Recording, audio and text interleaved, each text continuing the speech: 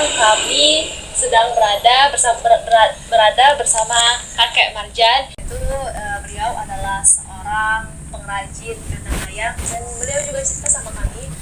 Beliau juga selain membuat kandang ayam, beliau juga membuat kadang-kadang hewan-hewan yang lainnya, Kak, ya? Iya, bermacam-macam kerajinan. Bermacam-macam kerajinan. Oke, Kak. Kakek kan seorang pengrajin, kandang ayam. Terus kakek bisa mendapatkan ide pembuatan kandang ayam tuh dari mana, Kak? Dulu pernah saya merantau di Bengkulu Selatan, dan waktu itu tahun 2000 lah, ya 2000 sampai 2004.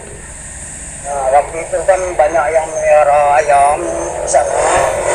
Langsung kan bambu kan di sana banyak di Bengkulu Selatan itu. Jadi saya bikinlah sangkar ayam itu. Lantas banyak yang mesen. Iya. Sudah mesen itu. Nah, waktu 2004 terjadilah gempa tsunami di Aceh dulu kan 2004.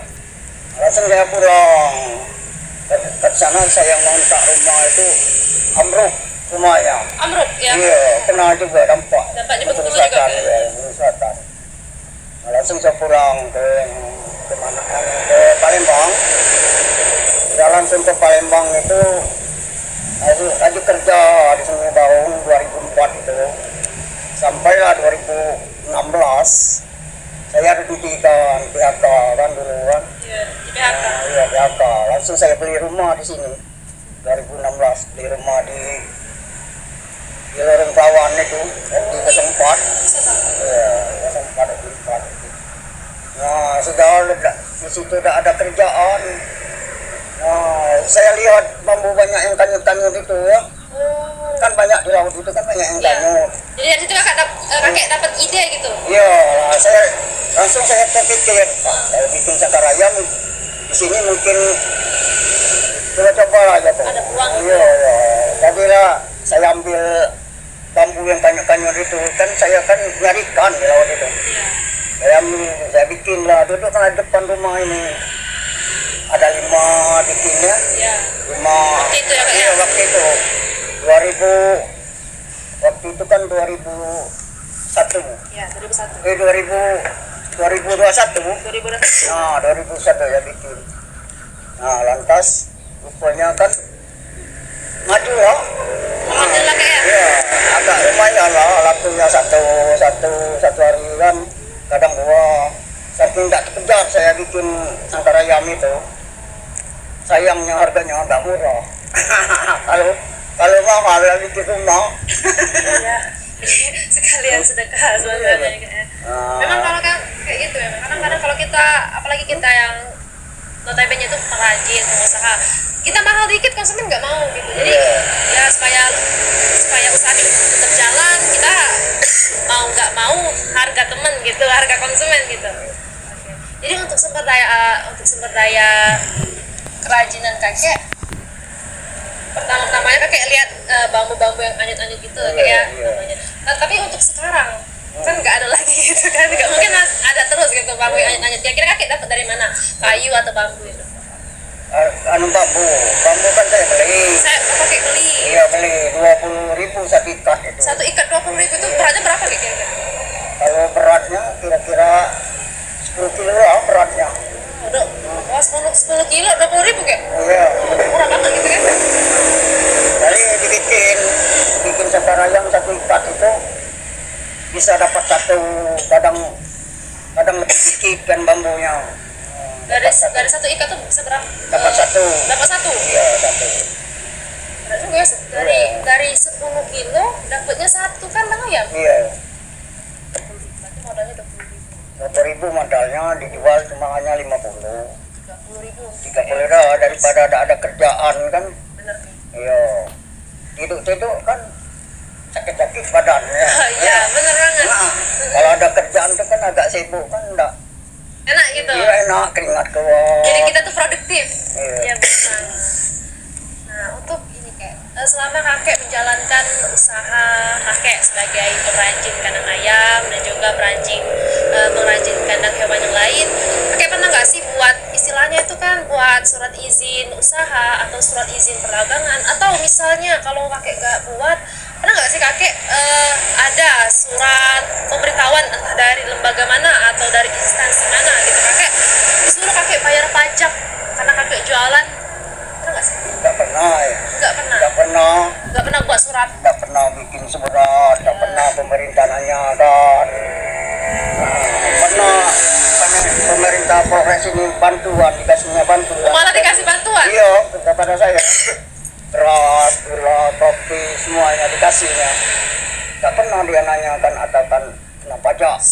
Kena pajak atau disuruh surat izin kayak. Iya, bikin surat izin, nggak pernah. Alhamdulillah nggak pernah ya.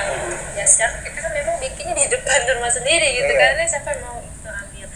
Terus untuk perencanaan pemasaran dari usaha yang kakek lakukan, gimana sih cara kakek untuk bisa mempromosikan barang kerajinan kakek gitu? Apa kakek pernah nggak sih misalnya minta tolong sama anak kakek atau cucu kakek buat ngiklanin produk kakek, buat mempromosiin barang kakek di sosial media mereka, atau kakek mungkin dengan mempromosikannya secara offline atau secara langsung dengan orang-orang maksudnya gitu? Nggak pernah bikin itu online itu ya. Iya. Nggak pernah. Terus mereka bisa tahu kakek jualan itu jualan kerajinan kakek dari mana kakek gimana mereka bisa, atau kakek misalnya mempromosikan ya biasa kan namanya orang pengusaha yang kayak apa namanya, mereka pasti mau dapat untung, masa ya mereka jualan terus mereka nggak mau promosi. Terus kalau cara kakek sendiri gimana tuh? Itu tidak juga informasi, tapi dari kawan ke kawan yang beli itu, satu kan kawan yang ngasih sampai ke ini ke Pusri, Pertamina juga beli, Segang Sasa ada juga yang beli, yang jauh ini. Iya, yang jauh. Itu di jalur-jalur kan banyak, tadi kan ada 2 yang beli. Jauh-jauh kan dia lihat di pinggir jalan itu kan ada jualan ini kan mungkin berapa gitu. Iya. Kalau dulu kan saya pernah bikin kandang kucing 2 tingkat, kandang kucing itu 2 tingkat, yang di atasnya untuk tidur, kamar tidur, di bawahnya untuk missing makan kan. Iya, dua bawah itu kan ada untuk sebelahnya untuk missing makan, sebelahnya makan, dan naik ke atas ada tangga. Nah, tidur kucing. Pernah saya bikin itu kandang merpati yang 4 pintu. Burung merpati itu? Iya, burung merpati 4 pintu kan. 4 pintu, 6 pintu yang mesen Itu berapa hari kakek buatnya? Kalau kucing itu 2 hari. 2 hari. Bikin kandang kucing itu. Burung merpati itu? Burung merpati 2 hari juga. 2 hari. Kalau kandang ayam biasanya 1 hari? 1 hari, 1. Jadi sebenarnya kakek ini kalau untuk mempromosikan barang kakek, sebenarnya kakek enggak ini, tapi dari teman ke teman, ibaratnya dari mulut ke mulut, bar gitu. Tahu, semua orang tahu. Sampai di itu orang beli ke itu Pangkalan Balai ada juga yang beli. Itu kandang kucing itu. Berapa aja pesannya? Berapa aja pesan? Satu. Terus selama ini kakek sebagai seorang pengusaha pengrajin gitu, kakek pernah nggak sih ngerasa barang kerajinan saya ini ada kelemahannya, ada kekurangannya, yang saya buat ini, yang kita tahu sendiri kan bahwa kakek itu kan membuat kandang-kandang hewan itu kan dari kayu atau bambu. Dan menurut kakek, kira-kira kalau misalnya kandang hewan tersebut dari kayu atau bambu, ada nggak sih kelemahan barang tersebut? Nggak ada kelemahan. Tidak ada kelemahannya? Tidak khawatir kan? Tidak khawatir? Iya, karena yang bikin Sangkaraya ini nggak ada. Nggak ada, mulai dari Muara Kumbang sampai Pelaju nggak ada yang bikin. Nggak ada yang bikin? Iya, yang bikin kerajinan itu. Terus pernah nggak sih kakek lihat peluang usaha yang ada di dalam kerajaan itu? Kayak maksud saya tuh kayak gini, saya membuat ini kayaknya bakal naik drastis gitu, atau kayaknya saya mendapatkan banyak dari, baik kan kayak kita sebagai pengusaha kan lagi kakek kan sebagai perajin, kakek mendapatkan ide itu berarti kakek mendapatkan melihat sebuah peluang juga. Kira-kira peluangnya tuh kakek gimana cara ini? Ada peluangnya itu Peluangnya. ya, tapi uangnya itu kecil ya, Ya, uangnya, modalnya kecil. modal yang kecil, untungnya kecil, habislah dimakan. Iya benar. Nah, kalau untungnya besar mungkin naik tingkat usaha ini ke tingkat usaha lagi kan, tambah usaha lagi. Kalau untungnya besar, kalau masih kecil untuk makan sehari ya cukup lah, cukup. Terus untuk kakek pernah nggak sih kepikir kayak gini misalnya waktu kakek membuat kerajinan tersebut, kakek lihat kan zaman sekarang itu kan kadang-kadang itu kan kadang-kadang misalnya kandang kucing kan tidak semuanya terbuat dari kayu atau bambu. Saya juga pernah lihat ada yang terbuat dari besi, Iya. ya kan, logam atau segalanya. Terus kakek pernah nggak sih ngerasa kayaknya usaha saya ini nih terancam deh, saya ngerasa tersaingi gitu oleh pengusaha kandang ayam yang lain yang mungkin bahannya itu lebih bagus dari saya, misalnya dari besi atau logam gitu. Pernah nggak sih kakek ngerasa kayak terancam gitu, kayak namanya takut kan, namanya pengusaha.